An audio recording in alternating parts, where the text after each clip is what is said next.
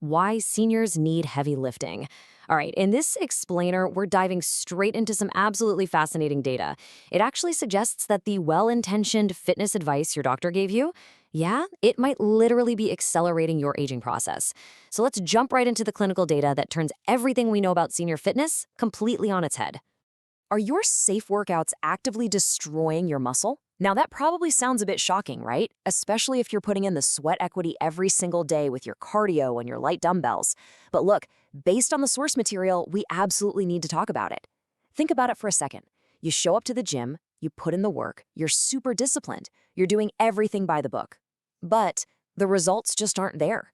Your joints ache, that belly fat refuses to budge, and honestly, you feel more exhausted than empowered. So what's going on here? Well, the research reveals a pretty fundamental mismatch. It's definitely not that you're lazy or undisciplined. It's simply that your 6-year-old biology has completely changed. And those outdated rules, they're silently betraying you. You see, the fitness industry kind of ignores older physiology. They take a program built for a 20 or 30-year-old, slap the word senior on it, lower the weight, and just call it safe.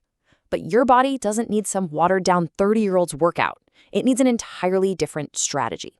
So let's start by defining this unseen biological theft that's happening inside your body. First up is sarcopenia, which literally eats away at your metabolic engine. After you hit 50, if you aren't actively intervening, your body actually starts consuming its own muscle tissue at a rate of roughly 1% per year. And this isn't just about looking fit. Muscle is highly metabolically active, so when you lose it, your metabolism totally plummets, making weight gain almost inevitable. But here's an even bigger and often totally ignored threat: dynapenia. This is where you lose the explosive power needed to, say, catch yourself from a stumble or just easily get out of a chair. Sarcopenia is the loss of the muscle size, but dynapenia, that's the accelerated loss of muscle power, and that happens way faster. Sure, you can maintain muscle size with light, high-repetition workouts, but you'll completely lose the physical ability to generate force, and that force is exactly what keeps you independent. And this brings us to a massive paradigm shift that completely dismantles the whole lightweight myth. We've all been told time and time again that heavy weights ruin your joints, right? Well, actually, scratch that. Cartilage doesn't even have a direct blood supply. It relies on a biological process where heavy compressive physical loading literally squishes synovial fluid and nutrients right into the tissue.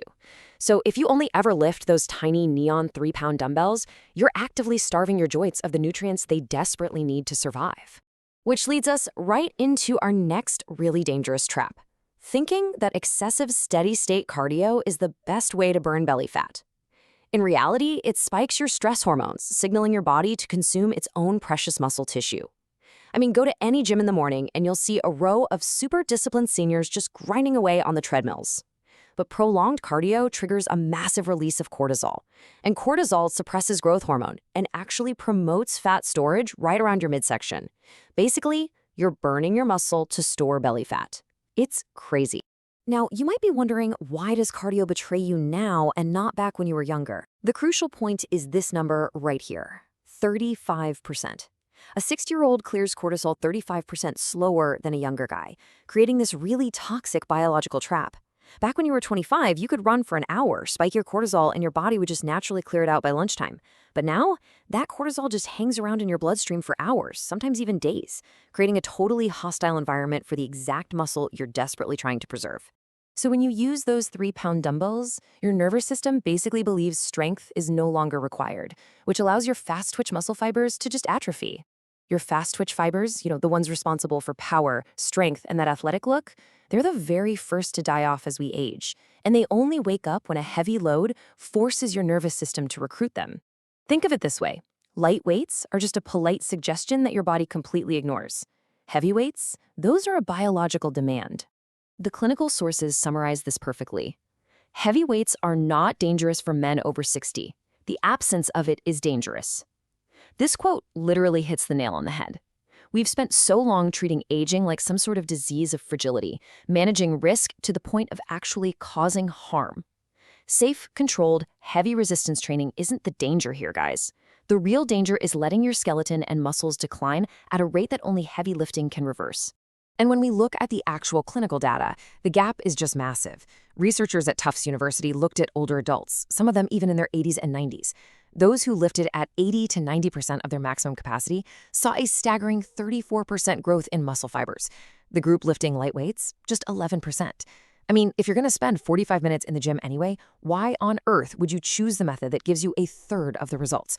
Now, to understand exactly why you need those heavier weights and really precise nutrition, you've got to understand anabolic resistance. This is a blunted muscle protein synthesis response. Basically, it raises the biological threshold needed to trigger growth.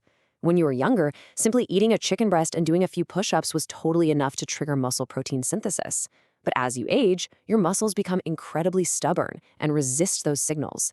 The machinery still works perfectly fine, but the threshold to actually turn it on, it's simply way higher now. So to pierce right through that stubborn resistance, you need a minimum of 35 to 40 grams of high-quality protein per meal. That effectively flips the master switch for muscle repair. There's this persistent, frankly annoying myth that older adults should eat less protein to protect their kidneys, which has been completely debunked by clinical science for healthy adults, by the way. If you're under-eating protein, you are chronically starving the exact biological process that dictates whether you keep your muscle or lose it. You absolutely have to hit this threshold. But look, lifting heavy and eating perfectly means absolutely nothing if you fall into this next trap. Training every single day just interrupts the demolition crew before they can rebuild you. Remember, muscles do not grow in the gym. The gym is just where you create micro-damage in your tissue. It's a stressor. The actual growth only happens when you leave the gym, eat, and most importantly, when you enter deep sleep. If you're training every single day trying to be a hero, you're essentially running a permanent demolition site with zero construction crew. When you look at these biological realities of aging, like needing up to 72 hours for complete tissue repair, a 70 to 80% decline in growth hormone, and inflammatory markers that stay elevated for days, it becomes abundantly clear why you must step back. Your growth hormone, which peaks during deep sleep, has tanked since you were younger. Your inflammatory markers stick around way longer. Rest is not laziness at this age. Actually, rest is an incredibly active and completely necessary strategy if you want to see real progress. However, as we compare these two recovery styles, it's vital to understand the difference. Active recovery, like low-intensity walking, pumps blood, clears metabolic waste, and accelerates repair so much better than passive recovery, like just sitting on the couch all day. Don't mistake rest for totally shutting down in a recliner. Your recovering muscles desperately need oxygen and amino acids delivered right to them via your bloodstream. A brisk walk flushes out all those inflammatory byproducts of your workout and shuttles in the nutrients needed to rebuild the tissues stronger than before. Okay, so now that we understand the biology of what's going wrong, let's look at the Elite 5% Rebuilding Protocol. These are the actionable steps used to align training with these biological realities. The men and women who look and move like they're decades younger, they aren't relying on magical genetics. They've simply stopped fighting their bodies and started giving them exactly what they demand. Here is your non-negotiable checklist laid out step by step. Number 1, load the bar heavily. We're talking 75 to 85% of your 1 rep max. Number 2, keep the gym frequency to 3 or 4 days per week maximum. And 3, consume 35 to 40 grams of protein per meal to break that anabolic resistance. Notice how cardio isn't the star of the show here. It's just a supporting act. Prioritize heavy resistance for your joints and bone density, rest completely to manage cortisol, and eat aggressively to fuel the repair. It's really about working significantly smarter, not just blindly harder. Now, if you're just starting out and feeling a little intimidated by the gym, don't worry.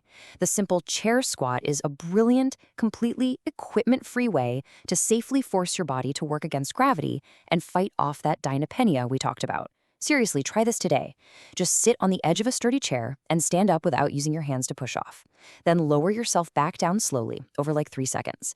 It sounds incredibly simple, but you're lifting nearly your entire body weight. This one foundational movement is the single greatest predictor of whether you'll remain living independently well into your 80s. This entire explainer really boils down to this incredible realization. Your body isn't broken, it's just waiting for the right demand. Aging is definitely not a one-way street of inevitable physical decay.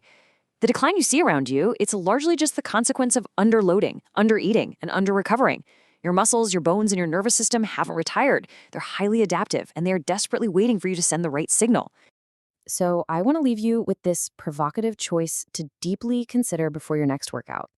Will you stay safe and waste away, or load the bar and reclaim your prime? Because preserving your physical independence is entirely in your hands. You can continue following the polite suggestions of that outdated 30-year-old fitness rulebook, avoid all the effort or discomfort, and just watch your metabolic engine slowly fade. Or you can embrace the biological demand of heavy lifting,